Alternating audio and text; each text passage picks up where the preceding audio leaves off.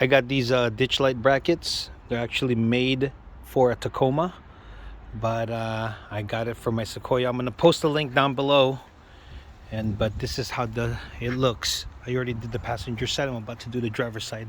You have to mount them underneath this the original lever, and then it'll go underneath, and you want to do one bolt at a time. So you do the top one first, then slip it in and do the second one. Don't unbolt both of them, because you might drop your hood and you'll bend the bracket. Notice I did the top one first.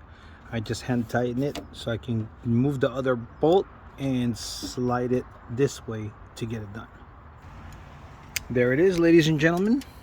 There's that mount, and it's not touching the glass. It's hard to see at this angle, but it's not touching the glass at all. So you got that play. Oop. This is how it looks.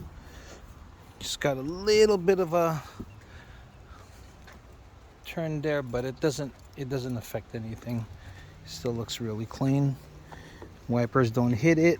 The rubber seal is not disturbed, and you're all good. Gen 1.